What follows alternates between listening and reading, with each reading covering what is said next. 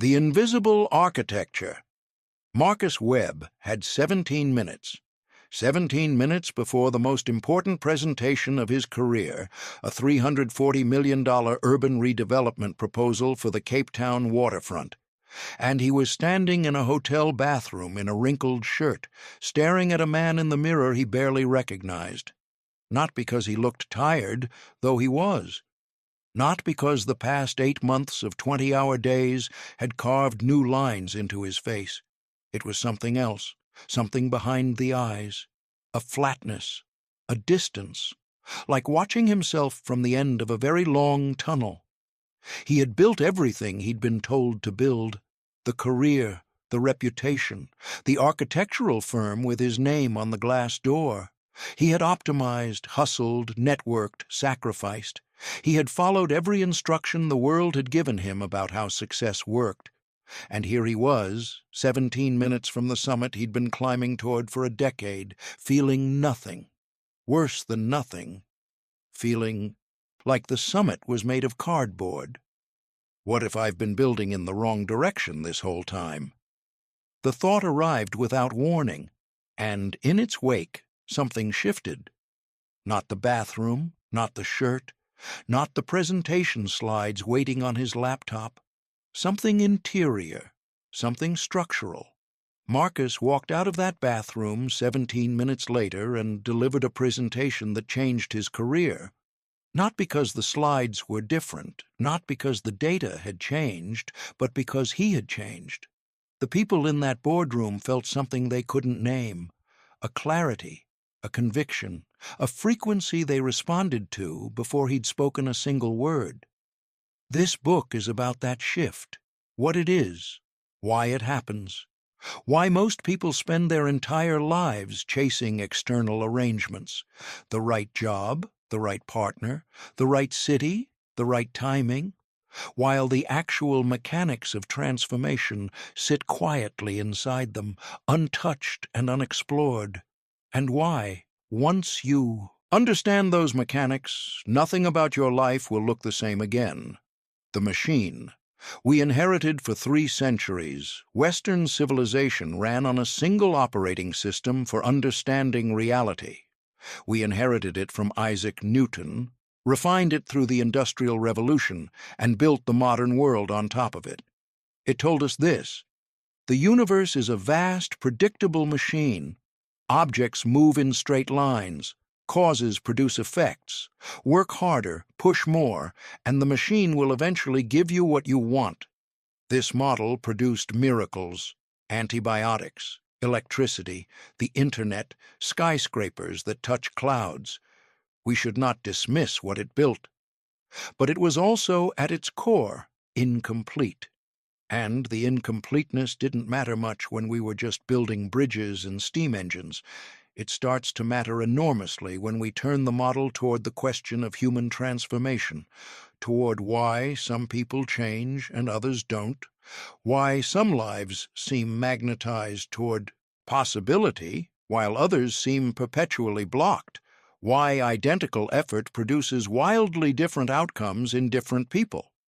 The Newtonian model has no answer for this, because its answer, try harder, is already what most struggling people are doing.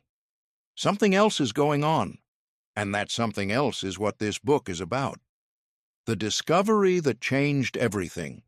In the early 20th century, a group of physicists did something that broke the machine. They looked closely, impossibly, microscopically closely, at the smallest building blocks of matter. And what they found demolished 3 centuries of assumptions about the nature of reality. Particles, they discovered, do not behave like tiny billiard balls following predictable trajectories. They exist, before being observed, in a state of superposition, a simultaneous cloud of multiple possibilities. They are, in the most literal sense, everywhere and nowhere at once. Multiple potential realities existing in the same space at the same time. And then something extraordinary happens. The moment you observe one of these particles, the cloud collapses. All those possibilities dissolve into a single actuality. The particle chooses a location, or more precisely, the act of observation forces the choice. Werner Heisenberg, Niels Bohr, Erwin Schrödinger. These are not mystical philosophers. These are physicists, rigorous, skeptical, mathematically precise, and what they were describing, using the language of wave functions and probability amplitudes, was genuinely shattering. Observation doesn't just record reality, it participates in creating it. Read that again, slowly. The act of looking changes what is being looked at. This is not metaphor. This is not spiritual poetry. This is the experimentally verified, peer-reviewed, Nobel Prize-confirmed behavior of matter at its most fundamental level. It is the bedrock upon which every semiconductor, every MRI machine, every quantum computer is built. And it has implications for your life that most people never stop to consider. The flashlight in the dark room. Dr. Amara Osei spent 20 years studying attention, specifically what happens in the brain when a human being chooses to focus. She told me once, over coffee in Accra during a conference, that most people fundamentally misunderstand what attention is. They think of it as passive, a spotlight that finds things. But attention, she explained, is active. It doesn't just illuminate what's there, it determines neurologically what gets processed, amplified, remembered, and acted upon. Imagine walking into a completely dark room carrying a flashlight, she said. You think the room contains everything it contains, regardless of where you point the beam. But your experience of the room, what you can interact with, what feels real to you, what influences your decisions, is entirely determined by where you point the light. This is your life. Your attention is a flashlight, and you have been pointing it, mostly unconsciously, for your entire life. Wherever the beam lands, on inadequacy, on threat, on what's missing, on what might go wrong, that territory expands. It gains detail. It becomes the data from which your decisions are made, your words are chosen, your behaviors are assembled. This is what quantum physics calls the observer effect.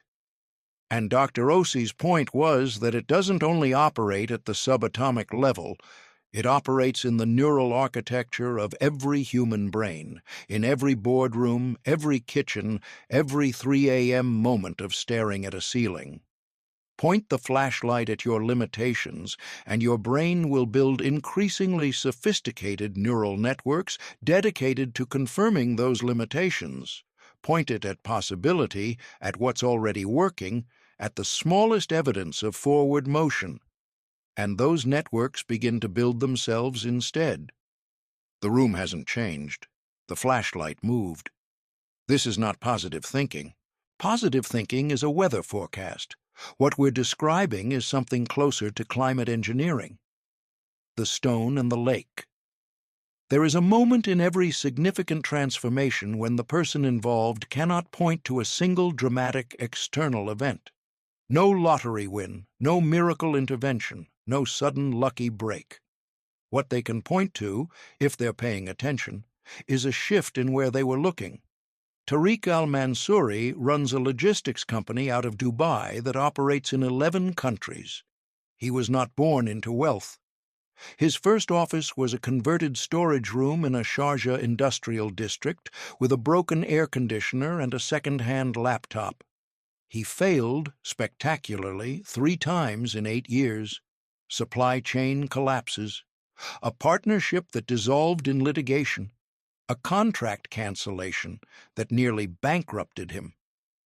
I asked him once what the turning point was.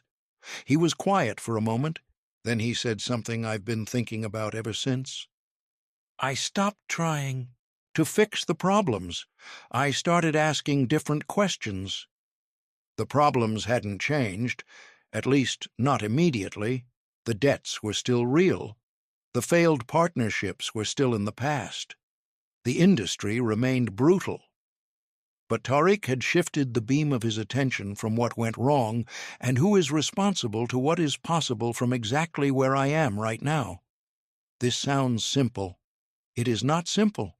It is, in fact, one of the most difficult cognitive and emotional disciplines a human being can practice, because the brain, under stress, is biologically wired to zoom in on threat, to replay failure, to construct elaborate arguments for why the situation is unsolvable. Overriding that wiring requires something deeper than willpower. It requires understanding, viscerally, not just intellectually, that where you look determines what you find. That reality, at its most fundamental level, is not fixed. It is responsive. It bends toward the observer. Think of a stone dropped into a still lake. The ripple doesn't ask permission. It doesn't consider whether the shore is ready. It simply travels outward, touching everything within its reach, altering the surface of the water at every point it contacts. Every thought you have is that stone, every emotion is that ripple, and the lake, the vast interconnected field of reality in which you exist, registers every single one. The invisible web quantum entanglement is one of the strangest confirmed facts in all of science. When two particles interact, they become linked in a way that persists regardless of the distance between them. Change something about one particle, its spin, its polarization, and its partner, even on the other side of the planet, responds instantaneously, not after a delay, not with a speed of light transmission lag, instantaneously. Einstein called it spooky action at a distance. He didn't like it. It violated everything his model of reality required. But it's real. It has been experimentally confirmed thousands of times. It is so reliable that engineers are now building quantum communication networks that exploit it. What this means, at the scale of the universe, is that nothing is truly separate.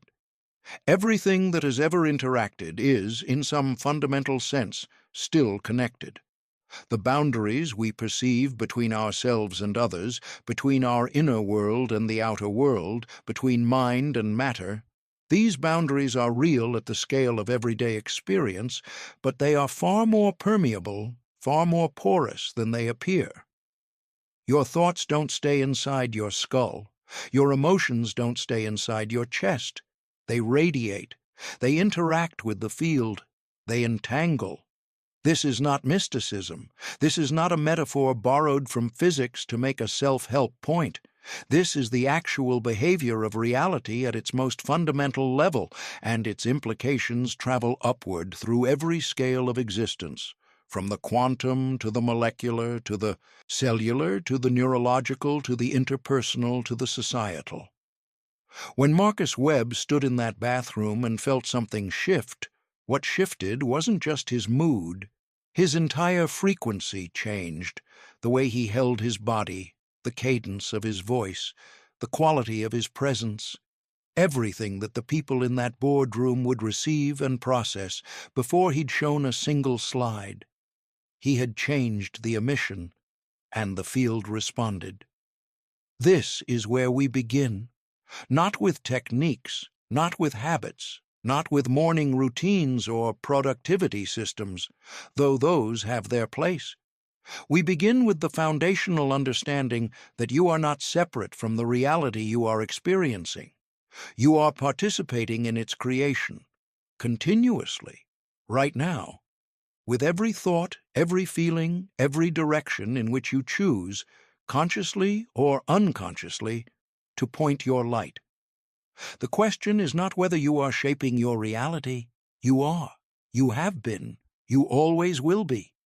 The only question is whether you're going to do it on purpose. The mirror and the cage. There is a particular kind of prison that has no walls, no bars, no guards, no locked doors, no visible boundary of any kind between the person inside it and the open world just beyond, and yet the prisoner stays.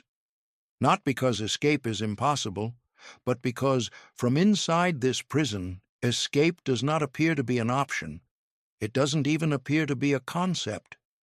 Layla Nasser grew up in a small coastal town in Morocco, the third daughter of a fisherman who believed with complete certainty that education was a decoration for the wealthy. Not a tool, not a ladder, a decoration. Something other families' children did, like owning a piano, pleasant, perhaps, but entirely disconnected from the business of survival.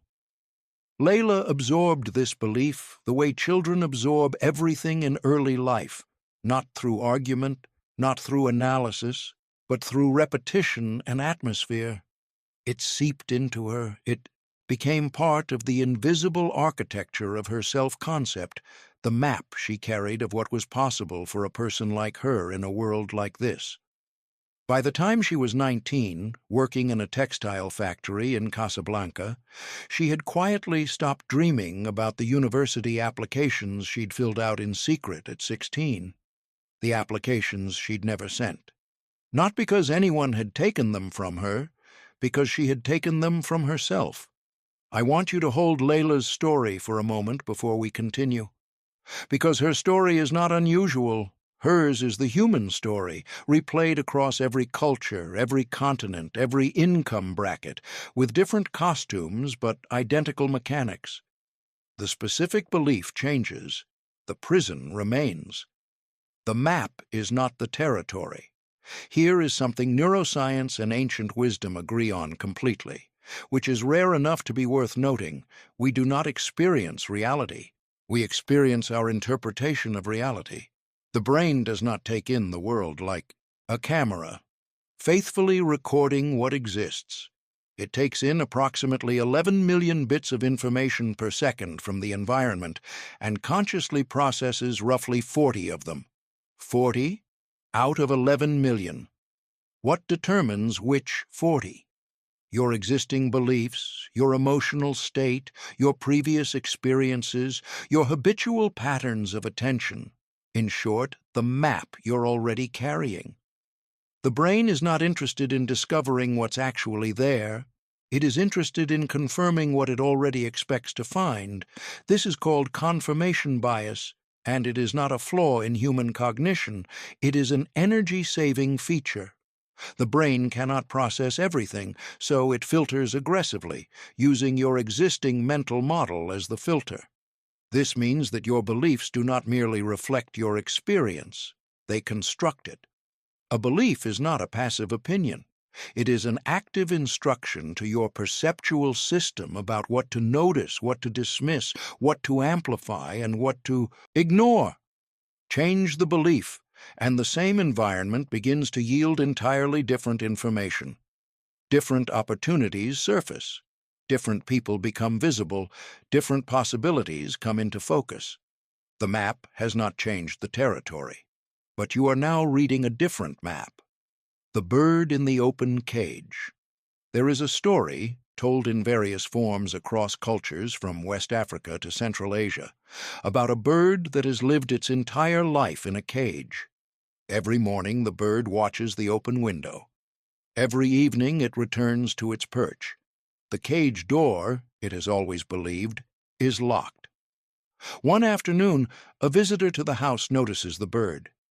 She looks at the cage carefully, then at the bird, then back at the cage. "The door isn't locked," she says quietly. "It was never locked. It opens from the inside." The bird does not fly immediately. It stares at the door for a long time.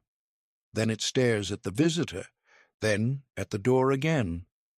The mind, even when presented with evidence that the prison is imaginary, resists, because the belief that the cage is locked has organized an entire behavioral system, every habit, every expectation, every strategy for navigating the day, and dismantling it feels like dismantling the self.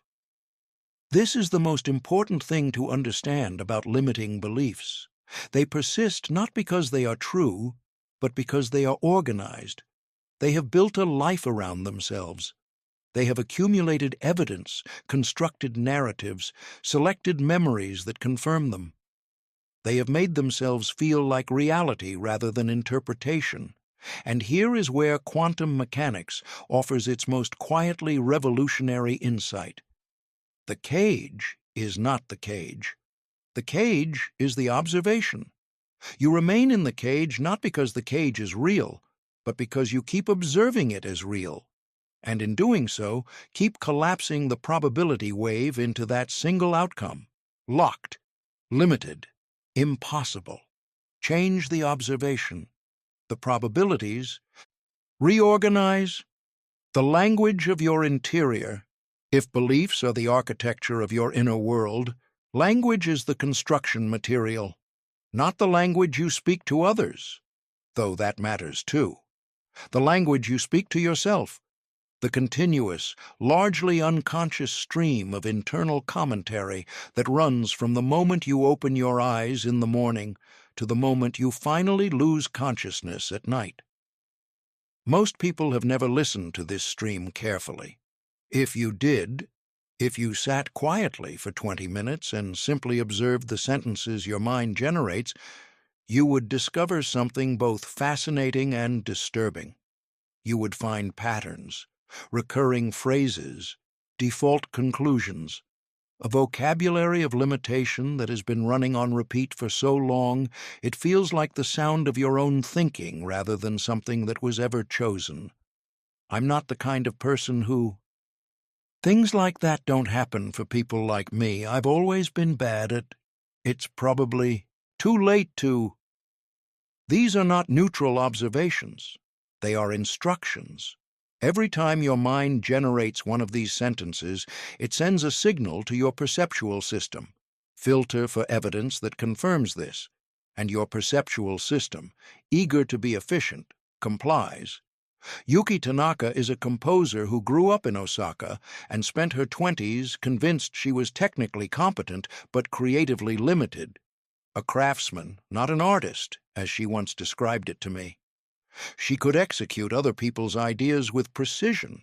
Her own ideas, she believed, were thin, derivative, not worth pursuing seriously. For years, she lived inside this sentence. My creativity has a ceiling. She didn't choose it consciously. It had arrived through a combination of a teacher's offhand comment when she was 14, a rejected composition at a conservatory at 22, and the ordinary human tendency to weight negative evidence more heavily than positive. The sentence became a self-fulfilling architecture. She stopped experimenting. She stopped risking. She stopped composing from the part of herself that the sentence had cordoned off as inadequate. The sentence was building her world, not describing it. Rewiring the signal. In the 1970s, neurologist Paul Bocchi-Rita demonstrated something that the scientific establishment initially dismissed as impossible, that the brain could physically rewire itself in response to new experience. Neurons that had never communicated could be coaxed into new connections. Functions lost to injury could migrate to new regions of tissue. Neuroplasticity, the brain's capacity to rebuild itself, is now one of the most robust findings in all of neuroscience. And what drives it is not passive exposure. What drives it is focused, repeated experience. What you repeatedly think, feel, say to yourself. These are not just psychological phenomena. They are neurological events. They fire neural circuits. And circuits that fire together wire together. The sentence you've been repeating for 20 years has carved a groove into your neural landscape as real and physical as a river carving a canyon. This is both the problem and the solution. If repetition built the cage, repetition can dismantle it. Not instantly. The canyon doesn't fill overnight, but consistently, incrementally, with the same patient power that dug the groove in the first place. The practice is simpler than most people expect and more difficult than it sounds. First, listen. Before you can change the internal language, you have to hear it. For 1 week, simply notice the sentences. Don't judge them. Don't fight them. Just observe them the way a scientist observes data, with curiosity rather than alarm. Write them down if it helps. You are mapping the cage before you attempt to leave it. Second, trace. Where did this sentence come from? Most limiting beliefs have a specific origin: a parent's voice, a teacher's assessment, a moment of failure, of truth to the category of interpretation. And interpretations can be changed. Third, rewrite. This is not affirmation in the conventional sense. It is not about chanting a positive sentence until you believe it through sheer repetition. It is about finding a sentence that is more accurate, not just more flattering. If your limiting sentence is, "I'm not creative," a more accurate rewrite might be, "I haven't yet developed the creative skills that are available to me." This is honest. It is not a lie, but it opens a door that the original sentence sealed shut. Fourth, embody. This is the step most people skip, and it is the most important. A new sentence lives only in the linguistic layer of the mind until it is connected to a physical, emotional experience. When you repeat the new sentence, slow down, breathe into it. Feel what it would feel like if this was simply, quietly, undeniably true.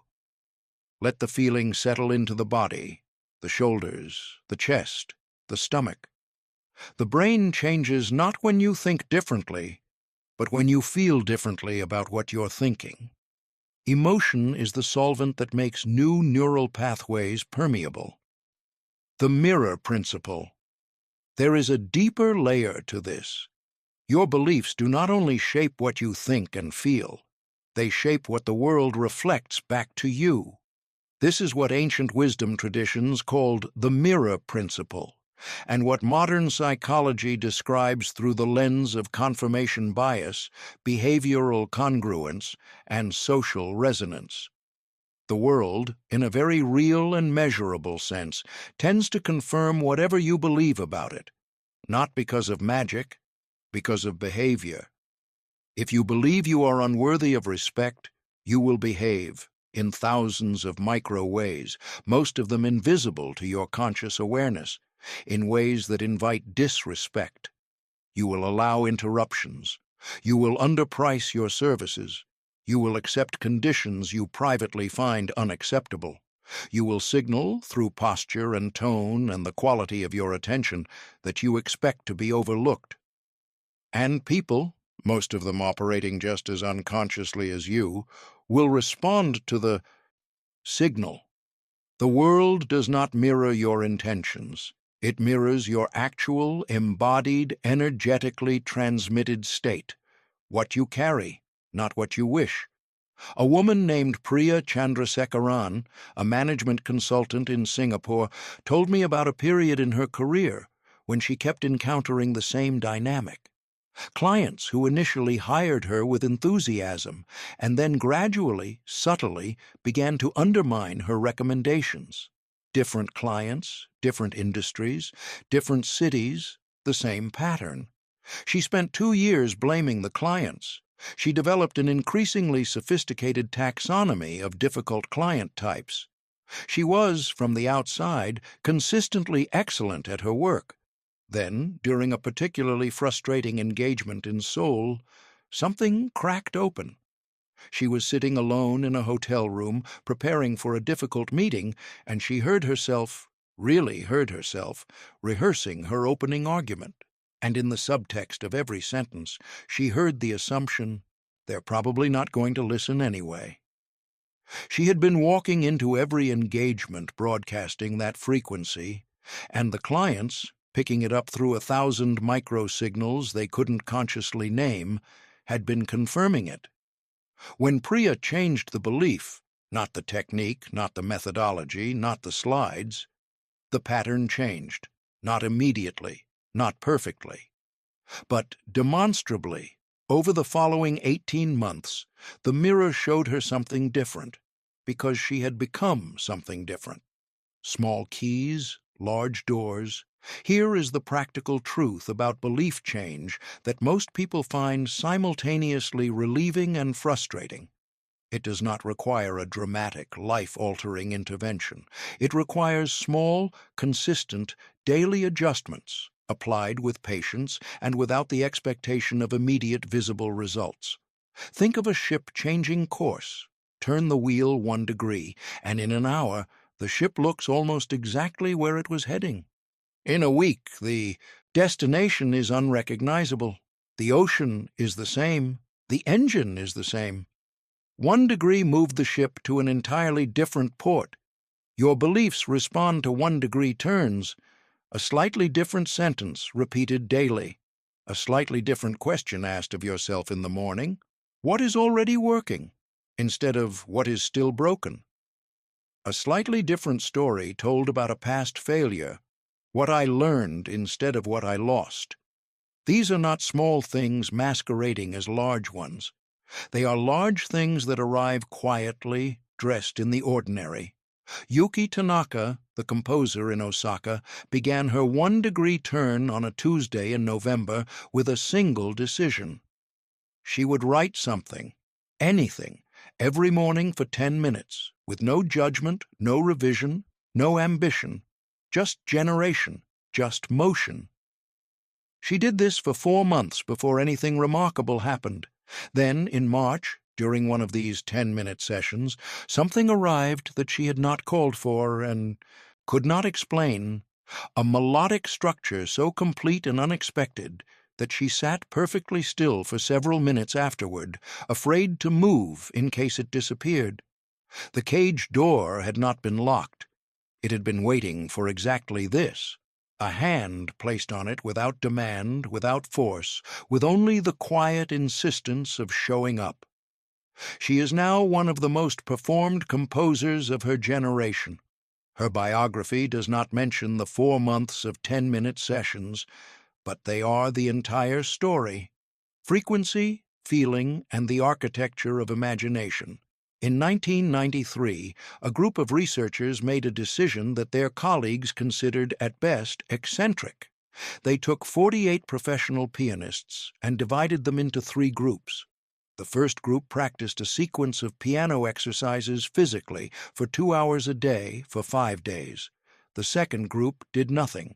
No piano, no practice, no music at all. The third group sat in a room, hands resting in their laps, and imagined practicing the same exercises with the same intensity and duration as the first group. At the end of 5 days, the researchers scanned all 3 groups' brains.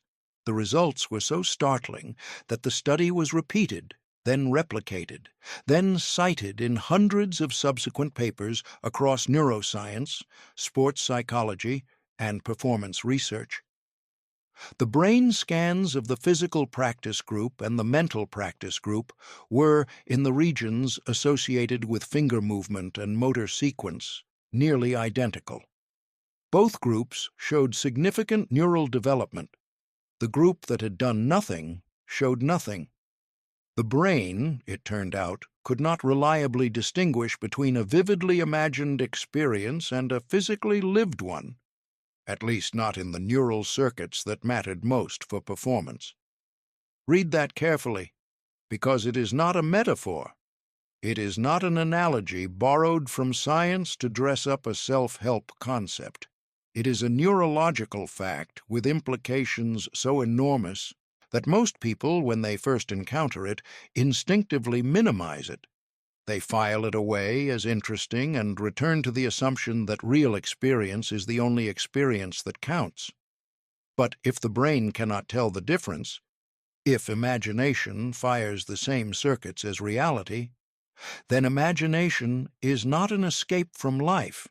It is a construction site for it. The composer and the silence Yuki Tanaka, whom we met in Part 2, told me something once that I return to often. She said that the compositions she was most proud of were never written at the piano first. They were written in silence, in the gap between waking and sleeping or during long walks along the Uxara River in Reykjavik, the city she eventually made her home, when the mind relaxes its grip on the ordinary and begins to move in a different register. The piano, she told me, is where I confirm what already exists. The silence is where it actually gets created. She was describing, intuitively, what the neuroscientists had measured in their labs. The primary act of creation is interior.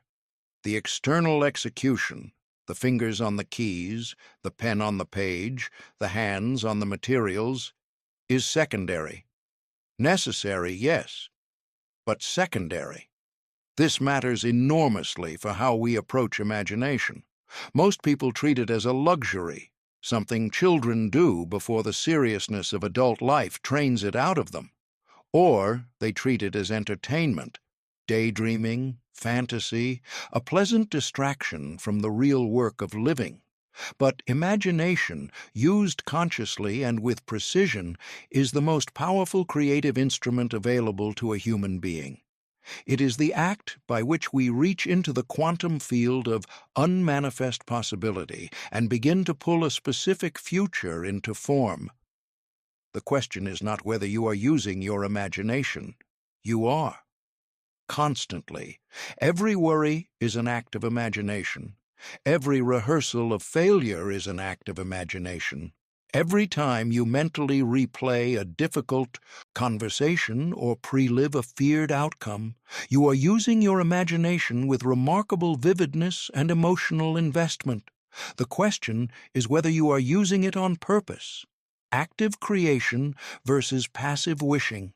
There is a distinction that separates the people who find visualization transformative from those who try it twice and conclude it doesn't work. It is the difference between passive wishing and active mental construction. Passive wishing looks like this. You close your eyes, you think I want this thing to happen, you form a vague impression of the desired outcome, you open your eyes. Nothing feels different. The practice feels hollow because it is hollow. It has engaged the verbal mind but left the body completely uninvolved. Active mental construction is something else entirely. It is full sensory, emotionally engaged, physically embodied rehearsal of a specific desired reality. Tariq Al-Mansouri, the logistics entrepreneur from Dubai, whose story we began in Part 1, described the practice he developed during the lowest period of his professional life, when his company was technically insolvent and he was sleeping on a colleague's couch in Sharjah. Every evening before sleep, he would spend 15 minutes in complete stillness, not thinking about the problems, not planning, not reviewing the spreadsheets. Instead, he would construct a scene, always the same scene, with as much sensory precision as he could summon. He was standing in the main operations room of the company he intended to build. He could feel the temperature of the room, slightly cool, air-conditioned against the Dubai heat. He could hear the specific sound of multiple keyboards, overlapping conversations in 3 languages, the particular acoustic texture of a room full of focused people working toward a shared purpose. He could smell the coffee from the kitchen down the corridor. He could see, on the large screen at the far end of the room, the live tracking interface showing shipments moving across 11 countries. He felt, and this was the crucial part, not desire for this, not longing, not, I hope this happens one day. He felt the particular quality of satisfaction that belongs to a person who has already built something and is quietly, privately proud of it. He was rehearsing not the achievement, but the identity. Not what he wanted to have, but who he was when he had it. 3 years later, he stood in the actual operations room, air-conditioned against the Dubai heat, keyboards clicking, 3 languages overlapping, 11-country tracking system glowing on the far screen, and felt the uncanny recognition of a place he had never physically been but knew completely. Why emotion is the carrier. Wave, the piano study, explained how imagination affects neural architecture, but it left open a deeper question. Why does some imagination produce change and some produce nothing? The answer, consistently confirmed across research in psychoneuroimmunology, cognitive neuroscience, and behavioral psychology, is emotion. Emotion is not the decoration of thought. It is the delivery mechanism, the carrier wave. When a thought arrives with strong emotional resonance, whether that emotion is fear, joy, love, grief, or exhilaration, the brain treats it as high-priority information and routes it into long-term encoding. The neural pathways fire more deeply. The memory consolidates more thoroughly. The behavioral programs that emerge from it run more automatically. This is why trauma is so persistent. A single event charged with overwhelming emotion can reorganize the brain's entire operating system in minutes. The emotion made the encoding indelible, and it is why the most common form of positive visualization fails. It generates the thought without generating the feeling. The image is present, the emotion is absent. And without emotion, the brain classifies the experience as low-priority noise. Pleasant, perhaps, but not worth restructuring the nervous system around. The practice that works is the practice that generates genuine emotional resonance, not performed enthusiasm, not forced positivity, not telling yourself to feel something you don't feel. Genuine resonance, which means the feeling has to be real, not manufactured. The Potter's Secret. There is a story told in several forms across Central Asian oral tradition about a potter whose work was sought across an entire region. Not for its technical perfection, which was equaled by others, but for something in the objects themselves that people couldn't explain. Those who drank from his cups felt inexplicably calmer. Those who kept his bowls in their homes reported a quality of warmth in the room that couldn't be attributed to temperature. His apprentices studied his technique meticulously. The clay was identical.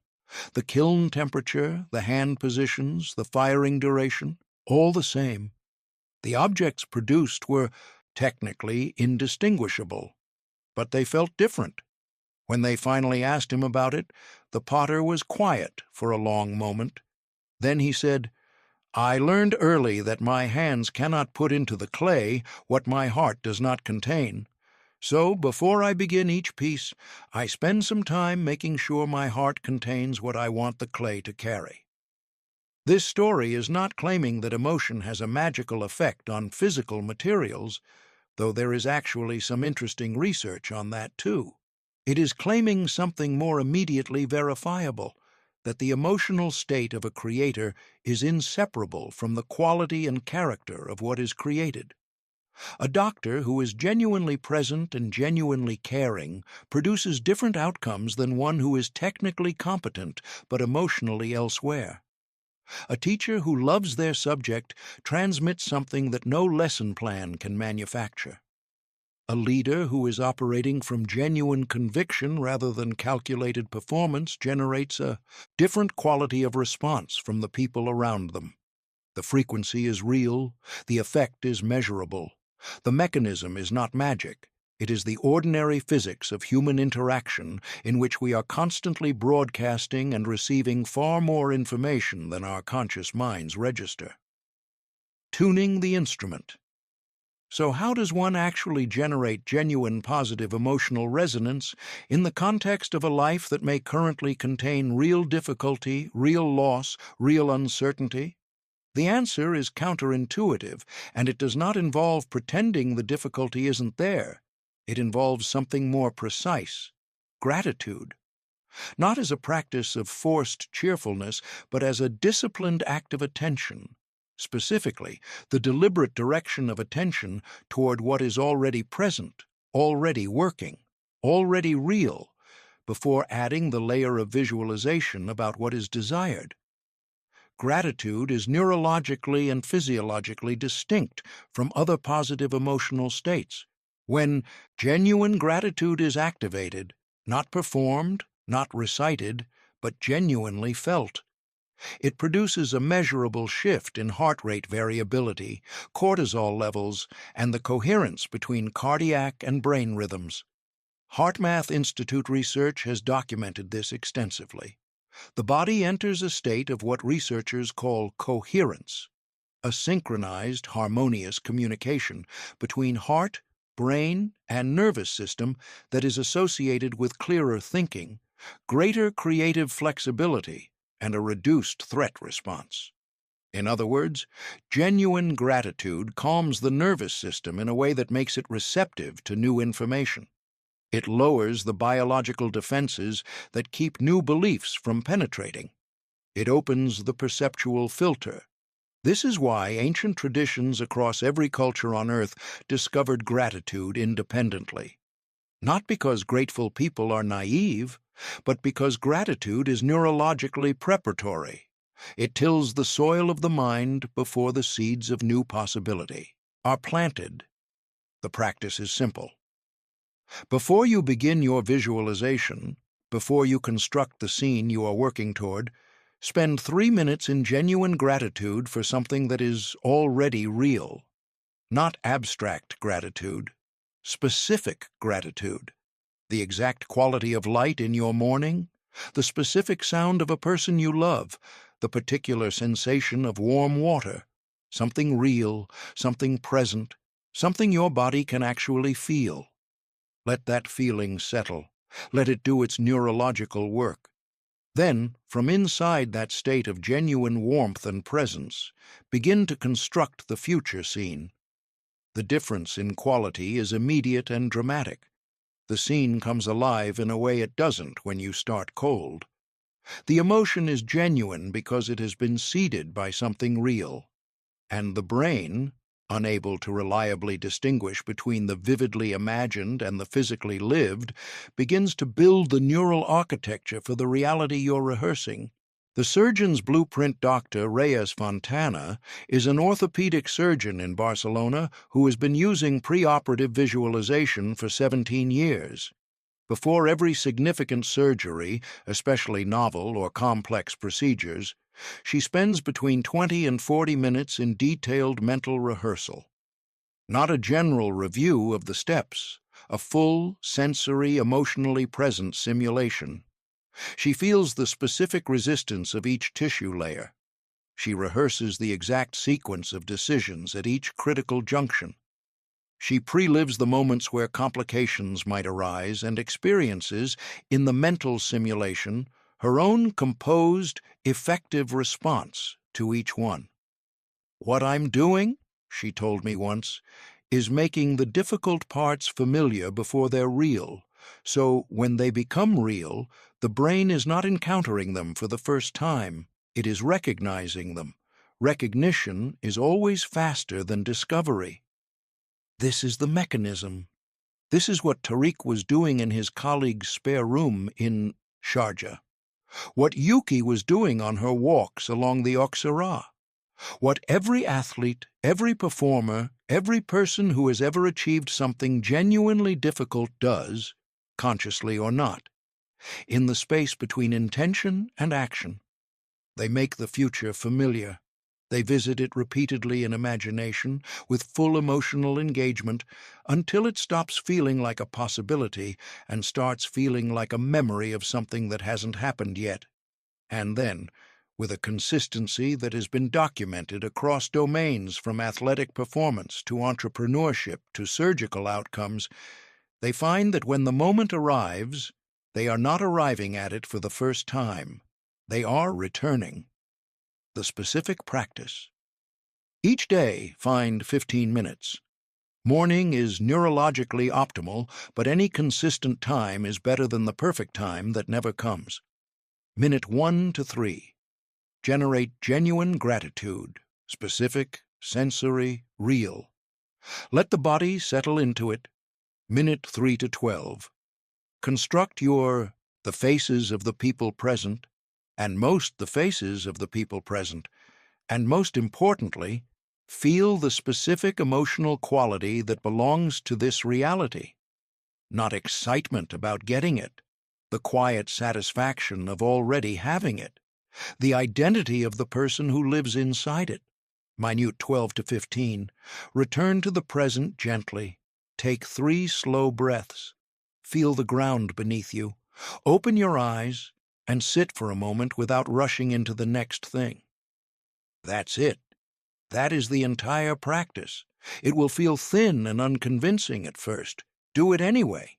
The brain builds the pathway through repetition, not through initial intensity.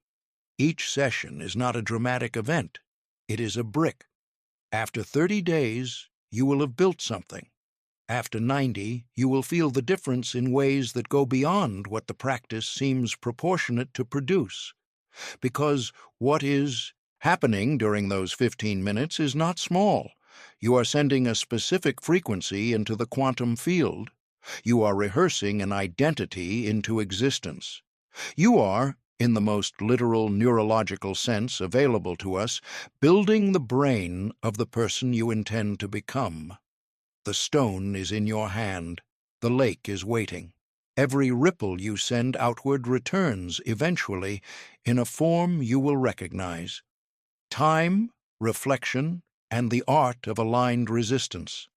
There is a lake in the highlands of Iceland, small, perfectly circular, fed by underground springs, that the locals call Spegelvatn, the mirror lake. On windless mornings, its surface is so still and so precise in its reflection that standing at its edge produces a mild vertigo. The sky above and the sky below are identical. The mountains above and the mountains below are indistinguishable.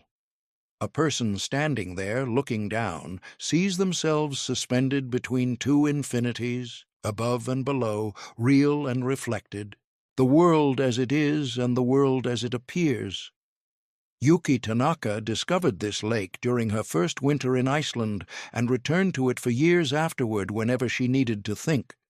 She told me once that what she found most clarifying about it was not the beauty, though the beauty was extraordinary, but the precision of the reflection. The lake did not editorialize. It did not soften the image or add something she wished were there. It showed exactly what was standing at its edge. No more, no less. After a while, she said, I stopped going there to think about music. I started going there to look at myself. What she was describing, intuitively, through the private language of a creative life, is one of the deepest structural principles of reality. Call it the mirror principle, call it the law of reflection, call it, in its quantum formulation, the observer-dependent nature of experienced reality. Whatever you call it, the implication is the same. The world you are experiencing is not happening to you. It is being produced, in significant and measurable ways, by you. The Hall of Distorted Mirrors. There is a type of exhibition found in fairgrounds and amusement parks around the world. A hall of mirrors, where dozens of reflecting surfaces line a corridor, each one shaped differently. Convex, concave, angled, elongated, compressed. A person walking through such a hall sees themselves rendered in a dozen contradictory forms, stretched impossibly tall, compressed into a disk, split into fragments, multiplied into crowds. None of these reflections is accurate. All of them originate from the same source, the person walking through. Now imagine that the hall is your life, and the mirrors are the people, situations, relationships, and recurring patterns you encounter. Each one is reflecting something, not necessarily accurately. Our external circumstances are distorted by complexity, by other people's own inner worlds, by the noise of systems far larger than any individual. But the source of the reflection is always, in some meaningful way, you. This principle lands differently for different people. Some find it immediately empowering. If I am producing this, I can change it. Others find it initially confronting, even offensive. Are you saying my difficulties are my fault? The answer to that second response requires care. Because the mirror principle is not a doctrine of blame. It is a map of influence. Blame locates a cause and assigns it a moral charge. Influence maps a dynamic and points toward leverage. These are different operations entirely. The mirror does not blame you for what it shows. It simply shows you what is present, and what is present in you as a pattern of belief, emotional frequency, behavioral habit, and internal narrative is finding expression in the circumstances around you with a consistency that, once you begin to notice it, becomes impossible to dismiss. Priya's pattern when we left. Priya Chandrasekharan in Part 2, she had just discovered in a Seoul hotel room that she had been broadcasting a signal she didn't know she was sending. They're probably not going to listen anyway. What she discovered next was more complex and more useful. As she began to examine the belief beneath the signal, she found layers she hadn't expected. The surface layer was professional. Clients undermine consultants' recommendations. But beneath that was something older and more personal. My perspective is not valuable enough to be trusted. And beneath that, older still. I take up too much space when I speak with confidence. This last sentence had been installed in her early enough that she couldn't trace it to a single origin. It had arrived through accumulated micro-experiences. A childhood household where a particular kind of female confidence was coded as aggression, a university environment where she had learned to soften her most certain statements with qualifiers, a professional culture that rewarded assertiveness in some people and penalized it in others. She hadn't chosen this belief, but she had been operating from it for 30 years. Here is what made it a mirror principle situation rather than simply a psychological one. The belief wasn't just affecting Priya's interior experience. It was organizing her external reality. It was selecting clients who would confirm it. It was generating micro-behaviors. A slight hesitation before making a direct recommendation, a tendency to present options rather than conclusions, a body language that communicated uncertainty even when her analysis was rock solid, that cued her clients to respond with exactly the doubt she feared. The mirror was showing her the belief, repeatedly, with different faces, at different longitudes, in different currencies. When she changed the belief, not through willpower but through the patient practices of observation, rewriting, and embodiment that we described in Part 2, the mirror changed. Not because the world mysteriously reorganized itself around her psychology, but because her actual behavior changed, her actual signals changed, and the humans responding to those signals had different information to work with. The world mirrors your state. Change the state, and the mirror shows you something different. The recurring protagonist. This is worth pausing on because there is a pattern so common in human experience that it deserves its own name. Let's call it the recurring protagonist problem. You have almost certainly experienced it. A situation, a dynamic, a conflict, a type of difficulty that repeats itself across different contexts with different participants. A type of manager who always seems to undervalue you. A pattern in intimate relationships that replays itself regardless of who the other person is. A financial cycle that returns with the consistency of a season. A creative block that arrives just at the edge of significant work. The instinct, when we encounter these patterns, is to analyze the external variables. Different people, different places. What is the common thread? And we often land, correctly, on structural explanations. Certain industries really do have toxic cultures. Certain economic conditions really do constrain certain populations disproportionately. These are real, and they matter. But alongside those structural realities exists another dynamic. The recurring protagonist carries something that keeps the pattern running. An unconscious expectation. A behavioral signal, a frequency that selects for exactly the experience it fears. The person who consistently encounters untrustworthy partners is not uniquely unlucky. They are often, without knowing it, drawn to a specific type of dynamic that their early experience coded as normal, and broadcasting through 1,000 invisible signals an invitation that certain people respond to. Seeing this clearly is not an act of self-blame. It is an act of self-liberation, because once you see what you are carrying, you can set it down. The quantum nature of time. Here is where things become genuinely strange and genuinely useful. Everything we have discussed so far has operated implicitly within a conventional understanding of time. Past events created current beliefs. Current beliefs generate current behaviors. Current behaviors produce future outcomes. A sequence, a chain, cause, following effect in orderly procession. Quantum mechanics does not see time this way. At the quantum level, the distinction between past, present, and future breaks down.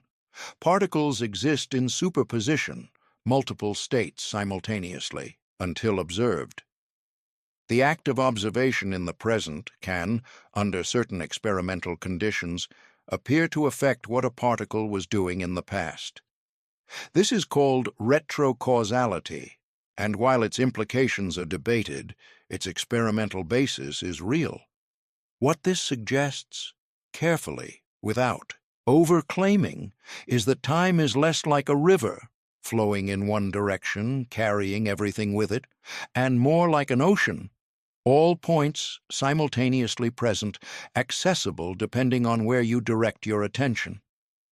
For the purposes of human transformation, this has a specific and practical implication. The future is not waiting for you at the end of a sequence. It is already present as a frequency. You can tune to it now. The architect's vision. Marcus Webb, whom we met in Part 1, standing in that Cape Town bathroom 17 minutes before the most important presentation of his career, told me once about an experience early in his professional life that he hadn't understood at the time, but that had, in retrospect, been the seed of everything that followed. He was 26, working as a junior architect in a firm in London, and he had been given a small assignment: develop preliminary concepts for a community library in a neighborhood in East London that had been without one for 11 years. The assignment was minor, the budget was constrained, the expectations were modest. Nobody was watching particularly closely, but Marcus did something that surprised even himself. He spent 3 evenings, unpaid, unasked, sitting in the empty lot where the library would eventually stand. Not sketching, not measuring, just sitting. He was trying to feel what the building should be, not what it should look like or how it should function, or what the planning codes required, what it should feel like to walk through its doors after 11 years of absence, what it should say in the language of space and light and proportion to a neighborhood that had been told implicitly by its own built environment that it didn't deserve beautiful things. He was, without having the vocabulary for it at 26, doing what Dr. Fontana did before surgeries and what Tariq did in his spare room in Sharjah. He was visiting the future in the present. He was tuning to a frequency that didn't yet exist in physical form and letting it instruct the work. The library was built 4 years later. It won 2 awards, but more than the awards, which are, in the end, just other people's opinions organized into ceremonies, it produced something Marcus treasured more. People wrote letters about it. Ordinary letters from ordinary people in the neighborhood, describing what it felt like to walk through its doors. They described, with a consistency that was almost uncanny, exactly the feeling Marcus had sat in that empty lot trying to find. He had transmitted a frequency. The building carried it. The people received it. Time had not separated the vision from the outcome. The vision had always been the outcome, waiting to become visible. Resistance, flow, and the river metaphor. There is a distinction that matters enormously in the practice of aligned living, and it is one that most achievement-oriented cultures consistently conflate. The distinction is between effort and force. Effort is the application of energy in alignment with a natural direction. A river exerts effort, enormous effort, in geological terms, to carve its path through rock. But the river does not force. It does not argue with the landscape. It does not insist on a straight line when the terrain requires a curve. It applies pressure consistently, patiently, in the direction of least resistance, and over time the landscape yields. Force is the attempt to make reality conform to a predetermined idea of how things should go, and to keep applying pressure even when the evidence suggests that the direction is wrong, the timing is off, or the approach needs to change. Force is exhausting. Force produces brittle results. Force, sustained over time, tends to break either the person applying it or the thing they're applying it to. But here is the counterintuitive truth. Knowing when to stop forcing is not the same as giving up. Tariq al-Mansouri's company failed 3 times, but he did not fail in the same way 3 times. Each failure was examined, mined for information, integrated, and crucially, each recovery began not with renewed force, but with renewed alignment. A return to the question, what is the natural direction here? What does this landscape actually allow? Where is the water already trying to flow? This is what the Tao Te Ching calls Wu Wei, effortless action, action in harmony with the natural current of things. It is not passivity. It is the highest form of strategic intelligence, the capacity to distinguish between the direction that requires force to maintain and the direction that requires only consistency to sustain. The synchronicities that aren't accidents. When a person's internal state aligns, when the beliefs, emotions, attention, and behavioral signals all begin pointing in the same direction, something begins to happen in their external experience that can initially feel uncanny. The right person appears at the right moment. A door opens that has been closed for years. An opportunity surfaces from a direction that wasn't on the map. A conversation takes an unexpected turn that resolves something that seemed irresolvable. These are often called synchronicities, a term coined by Carl Jung to describe meaningful coincidences that defy straightforward causal explanation. And there is an understandable temptation to read them as evidence of supernatural intervention, or to dismiss them as selective memory. We notice the coincidences that fit the story and forget the ones that don't. Both of those responses miss something.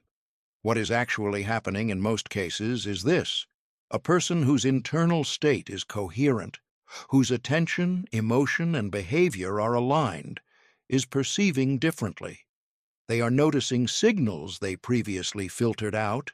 They are recognizing opportunities that their previous beliefs had rendered invisible. They are generating, through their changed behavioral signals, different responses from the people around them. The world has not magically reorganized, their filter has changed, and through a changed filter, the same world looks profoundly different, full of openings that were always there, connections that were always available, paths that were always present. The synchronicities are real, but their source is internal coherence, not external magic, which is actually more empowering, because internal coherence is something you can cultivate.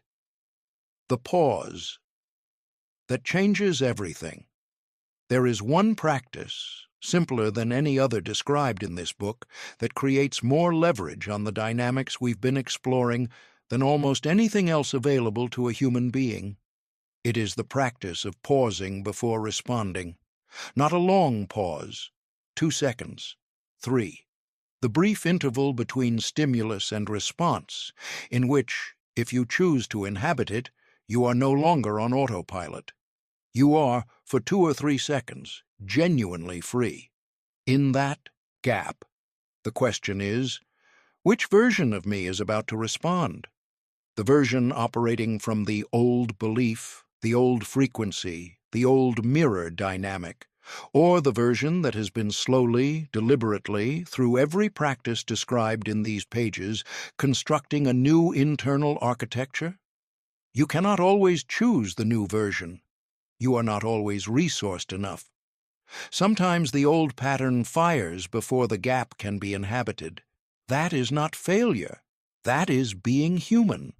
But every time you do inhabit the gap, every time you choose, even briefly, to let a more aligned response emerge, you are doing something neurologically significant. You are strengthening the new pathway. You are making the conscious choice slightly more automatic and the unconscious default slightly less automatic. Over time, over thousands of such pauses, the ratio shifts. The new version becomes the default. The old pattern becomes the exception. This is how people change. Not through dramatic conversion, experiences, though those happen. Through the quiet, cumulative, unremarkable practice of pausing before responding. 2 seconds, over a lifetime, an entirely different person. Becoming the frequency. There is a moment in the training of every serious musician, every person who is committed not just to playing an instrument but to genuinely mastering it, when something fundamental changes in the nature of practice. In the early years, practice is effortful in a particular way. The musician is managing, watching the fingers, counting the beats, tracking the notation, monitoring the sound, correcting the posture, remembering the dynamics. The conscious mind is fully deployed, running multiple supervisory processes simultaneously. The music, when it emerges, is technically present but somehow absent, like a photograph of a landscape rather than the landscape itself. Then, after years of this, after thousands of hours of the effortful supervisory practice, something releases. The techniques that required conscious attention migrate downward into the body. They become automatic, and the conscious mind, freed from management, is suddenly available for something it couldn't previously access: presence. Genuine, undivided, full sensory presence in the music as it is actually happening right now, in this room, with this instrument, in this moment that has never existed before and will never exist again. The musician stops playing the music and starts being it. Yuki Tanaka described this transition to me once, in a cafe in Reykjavik in the middle of a February that had not seen sunlight in 11 days. She said it happened for her on a stage in Vienna during a performance of a piece she had played 240 times. Nothing external was different. The hall was the same hall. The piano was a piano. The audience was an audience. But somewhere in the third movement, the supervisory part of her mind went quiet, and what remained was not a performer executing a piece. It was something she could only describe as the music knowing itself through her.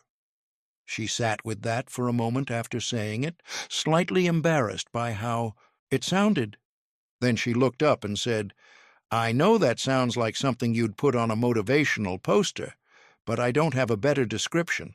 It was the most real thing I've ever experienced." I believe her, and I believe the experience she's describing is not unique to musicians. It is the destination toward which every principle in this book has been pointing. The difference between doing and being, everything we have covered in the preceding 4 parts. The observer effect and its implications for attention, the architecture of belief and internal language, the neuroscience of imagination and emotional frequency, the mirror principle and the quantum nature of time, all of it can be practiced as a doing. You can do the gratitude practice. You can do the visualization. You can do the belief rewriting exercise. You can do the 2-second pause. These are real practices with real effects, and if you do them consistently, your life will change in measurable ways.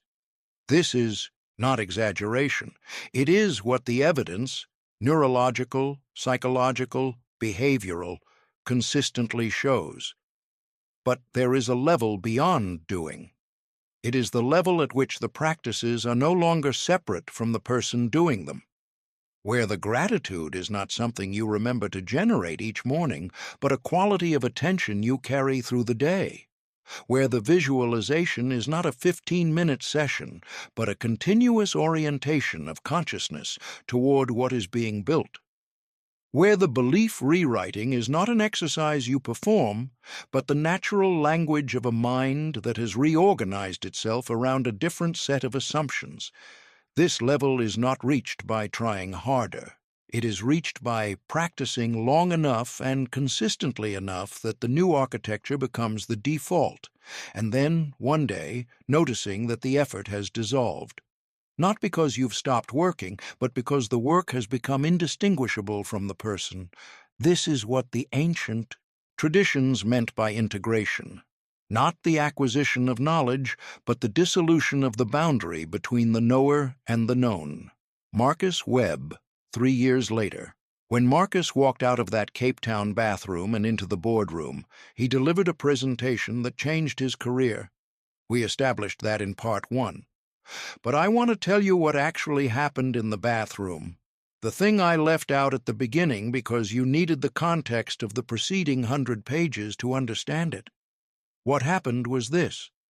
Marcus looked at himself in the mirror and, for the first time in perhaps a decade, stopped performing. Not consciously, not deliberately, not as the result of a technique or a practice or a piece of advice he'd received. It happened because the accumulated pressure of 8 months of 20-hour days, building something he wasn't sure he believed in, had finally exceeded the structural capacity of the performance. The scaffolding collapsed. And in the 30 seconds of silence that followed, standing in a hotel bathroom in Cape Town in a wrinkled shirt, he felt, underneath the exhaustion and the fear and the carefully constructed professional identity, something he hadn't felt in a long time.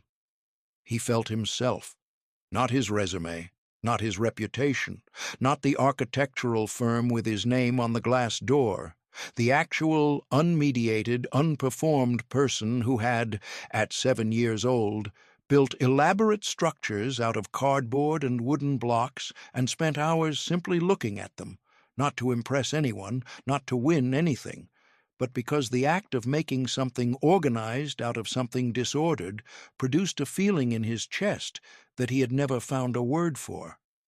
He had built a career around that feeling while simultaneously, gradually, completely losing access to it. In the bathroom it returned, and the boardroom felt it before he said a word.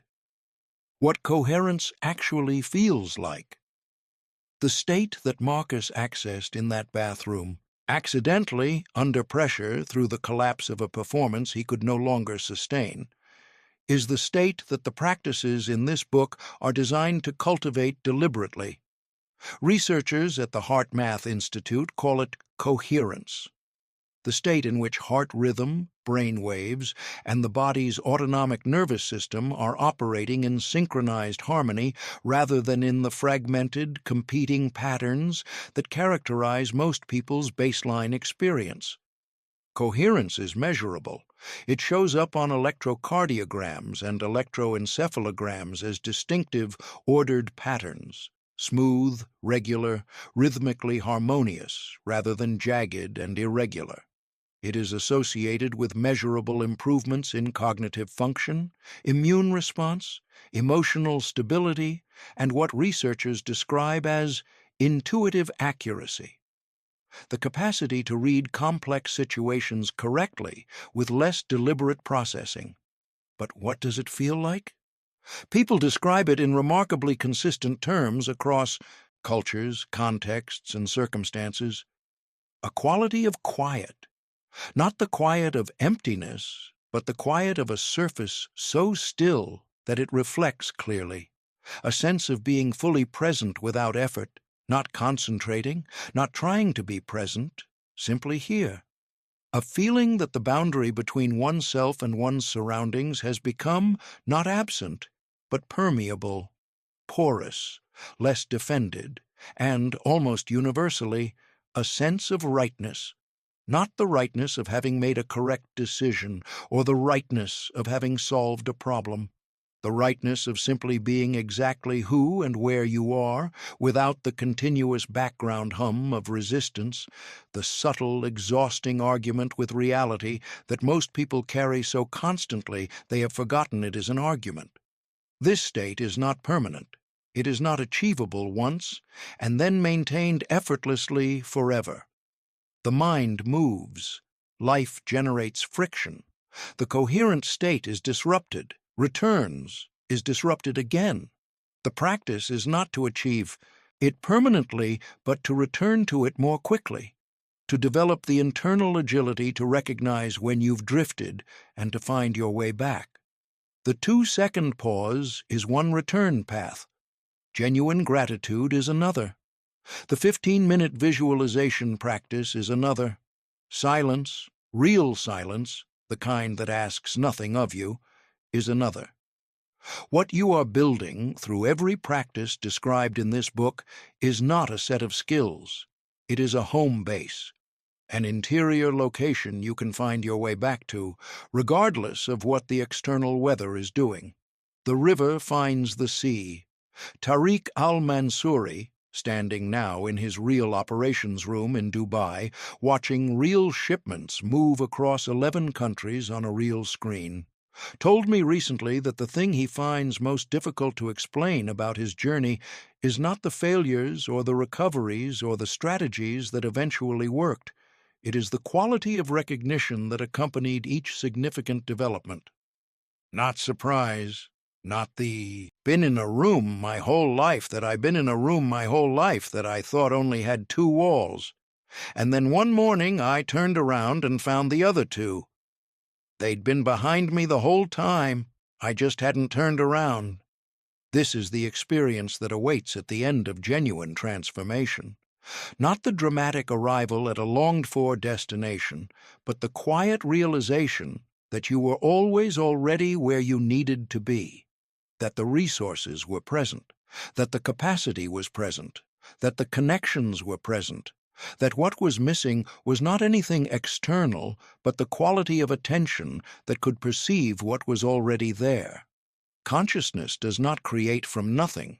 It reveals what was always present in the field of possibility by directing its attention with sufficient clarity, consistency, and emotional resonance that specific potentials collapse into specific actualities.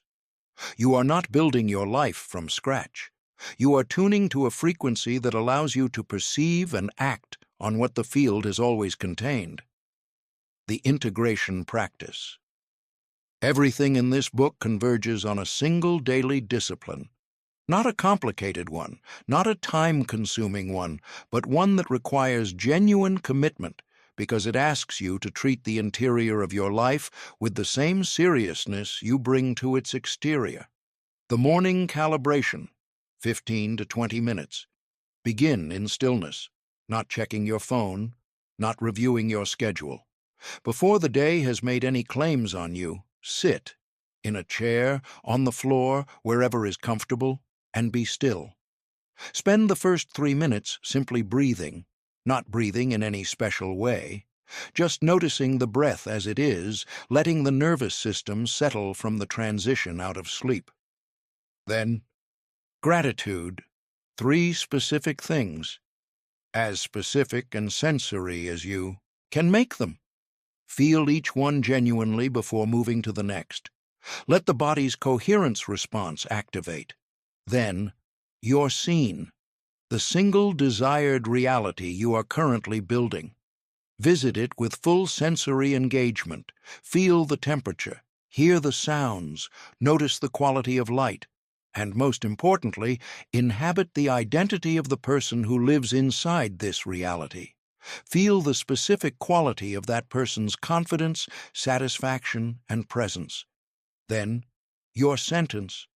One carefully chosen sentence about who you are becoming, not who you wish you were, who you are in the process of becoming, which is already neurologically and quantum physically true. Repeat it 3 times. Feel it in the body. Then, your intention for the day. Not a task list, a quality. Today I will be generous with my attention. Today I will respond rather than react. Today I will do the one thing I have been avoiding. One quality, one intention, a compass point, not a map. Open your eyes. Proceed. The evening reflection. 5 minutes. Before sleep, review the day not for what you accomplished, but for what you noticed. What did the mirror show you today? What pattern surfaced that you recognized from before? What moment of coherence did you experience, however brief? What old belief showed up, and how did you respond to it? Write 3 sentences, not an essay. 3 sentences about what today revealed about the architecture you are building and the architecture you are dismantling. Then, release. The day is complete. What was done is done. What was not done will have its moment. Sleep is not wasted time. It is the period during which the brain consolidates the day's neural changes, integrates the new pathways, and prepares the substrate for tomorrow's practice. Trust the process to work while you rest. What the universe is actually doing here is the final thing I want to say, and I want to say it plainly. The universe is not indifferent to you.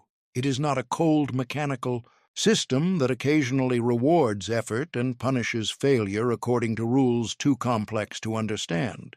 It is not conspiring against you. It is not holding out on you until you find the right technique or the right mindset or the right book. It is responsive, continuously, precisely, unavoidably responsive to what you are broadcasting, not just through your words and your actions, but through the far more primary signal of your actual, embodied, moment-to-moment state.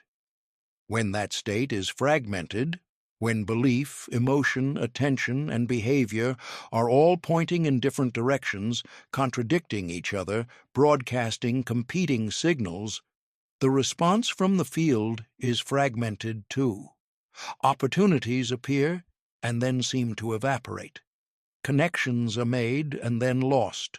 Progress feels like 2 steps forward and 1.5 steps back, indefinitely. When that state becomes coherent, when the internal architecture begins to align, when the beliefs and the emotions and the attention and the behavior all begin pointing in the same direction, the response from the field changes. Not instantly, not magically, but measurably, undeniably, in ways that the coherent person recognizes not as luck, but as rightness, as the natural consequence of having become finally legible to the field that was always trying to respond. You are not a passive recipient of a life that happens to you. You are a transmitter. You have always been transmitting. The question that this book has been asking, from the first paragraph to the last, is simply this: are you transmitting on purpose? The last morning, Marcus Webb woke up this morning, as he has woken up every morning for the past 3 years, and did the same thing he has done every morning for the past 3 years. He made coffee. He sat in the chair by the window that looks out over the harbor. He breathed. He found 3 things to be genuinely grateful for. He visited the scene he is currently building, which has changed over 3 years as each previous scene became reality and a new one took its place. He said his sentence. He set his intention. Then he got up, picked up his bag, and walked out into the day. His life, from the outside, looks like success. The firm has grown. The work has won recognition. The relationships are richer and more honest than they were 3 years ago. The mirror shows him different things than it used to show him, but what Marcus values most is not any of those externals. What he values most is something he finds very hard to explain to people who haven't experienced it, something he sometimes tries to describe as the feeling of being load-bearing.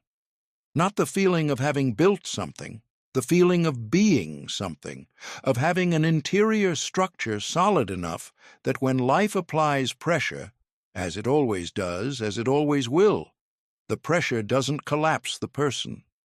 It reveals them, clarifies them, makes them more precisely themselves. This is what genuine transformation produces. Not a perfect life, not an absence of difficulty, not an arrival at a destination where struggle is over and ease is permanent, a self that is stable enough to be moved without being destroyed, present enough to respond rather than react, aligned enough that the universe, in its continuous and unavoidable responsiveness, has something clear and coherent to respond to. The quantum field is not waiting for you to deserve its attention. It has had your attention since the moment you began. The only question that has ever mattered, is whether you are finally ready to be intentional about what you give it in return. Begin tomorrow morning. 15 minutes, a chair, a window if you have one. Your breath. The universe is already listening. It has been listening all along.